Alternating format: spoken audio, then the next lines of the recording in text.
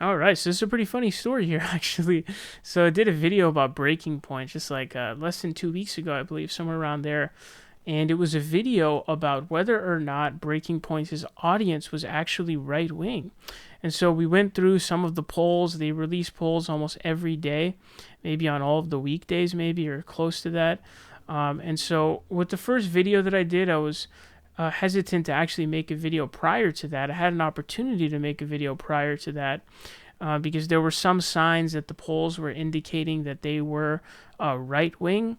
But I came to the conclusion that it was inconclusive, and so I restrained from making a video about it. And then the video I made was kind of like more of like a question kind of thing, and it was, it wasn't like 100% clear, but there were some kind of signs. I mean, you have like the Manchin right to tank Biden's Build Back Better legislation.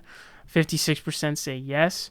But some of the top comments were saying that it was because there wasn't enough good stuff in there. And so, there were some of the other ones, were the feds involved in January 6th Capitol riot? They're saying yes. Whether or not they're talking about Trump feds or Democrat feds, I don't know. But it seems to be becoming more and more clear as to what exactly the identity of the audience is. So they sent out a poll 3 days ago saying, does the Democratic Party come off as arrogant and elitist to you? And so unsurprisingly, the answer was hilariously yes. Now, is the Democratic Party arrogant and elitist? Yes, obviously, Nancy Pelosi is incredibly wealthy, worth like over $100 million. And she was just saying that congressional members who make the law which impacts stocks should also be able to purchase stocks. That's a clear conflict of interest and completely should not be allowed. And so, yeah, clearly they come off as elitist. You guys remember like that ice cream video where it's like I don't know how expensive the fridge was and then all the ice creams and stuff. It's like, do you not see how this looks during a pandemic? So definitely the case. And not only are the politicians very elitist, but this is something that I've personally noticed in my dealings with people who are Democrats or liberals. They themselves aspire or look up to elites. And so this is a big difference between like a Bernie Sanders supporter and a supporter of Hillary Clinton or Barack Obama. So they support them taking donations from Wall Street. They support Barack Obama doing $400,000 speeches to Wall Street. So they like that elitism. They like that they live in $20 million homes. Whether or not they aspire to be that elite is a question, but they certainly admire that elitism. But Bernie Sanders supporters are going to be more idealizing more, commonality or just kind of living in like a modest, middle class home and things like that, or maybe like an upper middle class home. And they're not going to be in favor of, doing dirty work with Wall Street, like taking $400,000 for speeches and building these connections with Wall Street.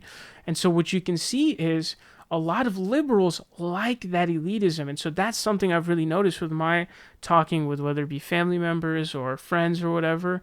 They like that. Like they like that Obama's doing those $400,000 Wall Street speeches. They like that they live in the Hamptons or Martha's Vineyard and $20 million homes and all. Like they love that. Why? I don't fucking know. I don't know. So that's a big divide that you see. So not only are the politicians that way, but a significant amount of liberals love elitism. They love it. Whether or not they aspire to be that way is a question, but they certainly admire it. So yeah, Democratic Party, obviously very arrogant, very elitist. Nancy Pelosi is incredibly dismissive towards any concerns about progressive policy, Medicare for all, the Green New Dream, as she called it.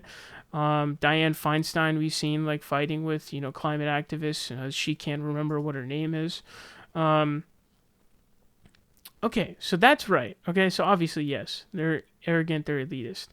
But now here comes a poll a day after. It says, does the Republican Party come off as arrogant and elitist to you? And so what you can see is, take a guess real quick what you think the percentage here is going to be. It's a poll on Breaking Point saying, does the Republican Party come off as arrogant and elitist to you? Now, if they're being honest, you know what I'm saying? If they're not biased, they're going to have the same amount of numbers. They should have more numbers in the yes direction than the Democratic Party one. But when you click yes, it's 53% only, which isn't even a super majority. That's just barely over the majority marker. And there's three options. So anytime there's more than two options and you get a majority, you've garnered a significant amount of support. It's not even like it's a plurality with three options. It's a majority. It's over a majority, 53%. Only in comparison to 93% for Democrats. That's a 40% margin right there. That's a 40% margin right there. And so this is a problem. This is something that people like Jimmy George and them really contribute to. And so this is the thing, right? So you criticize the Democratic Party, rightfully so, for being very arrogant and elitist, in the bed with Wall Street, taking money from them, building connections with them, being very elitist and extremely expensive mansions and stuff like that. And that's all right. That's correct.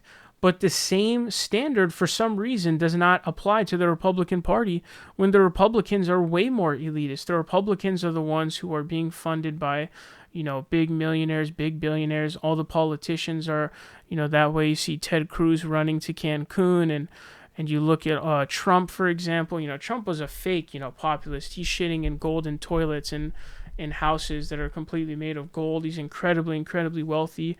These are the businessmen that are buying up, the Wilkes brothers and, the Koch brothers and all this stuff, buying up every aspect of society.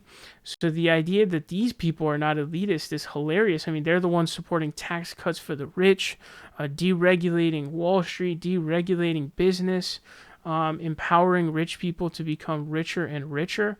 So this becomes a really, really big issue here when you have this kind of a stark contrast, because now your influence is being dishonest, or it's at least leading to a dishonest effect.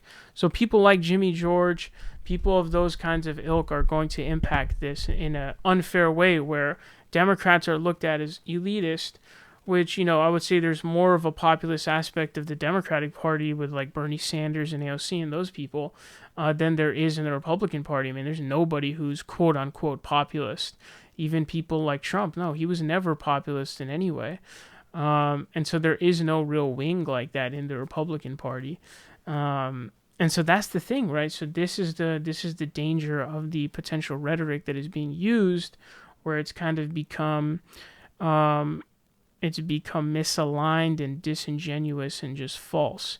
So this is a huge problem. This impacts politics, where Democrats get way too much shit, whereas the Republican Party should be getting more shit. And this is a huge differential. Look at that, 38 versus 4. Like, think about how big of a difference that is. So what is the audience of breaking points is clearly, I would say, all of that 38% right there that said no is 100% Republican. I don't think there's any lefties that are saying that the Republican Party doesn't come off as arrogant and elitist. So that whole 38 is Republican. And then in terms of the yes, there's going to be some righties that are going to say yes. There's going to be a few of them, a couple percentage. So I would say at least 40% of their audience is right wing. So maybe it's like, at best, if you're trying to be optimistic from a left wing standpoint, it'd be like a 60-40 kind of split. But I don't know. It's kind of unclear. 9% are unsure. So where do they fall? I don't know. But, a lot of the people who don't like breaking points are going to look at this as, validation of their beliefs of it being a right-wing show or right-wing audience, not right-wing show necessarily. But definitely a result of, Jimmy George and his ilk and their over concentration of criticism towards Democrats, when they should also be criticizing Republicans. And this is, at the end of the day, what you get. So let me know your thoughts down below. Curious to hear them.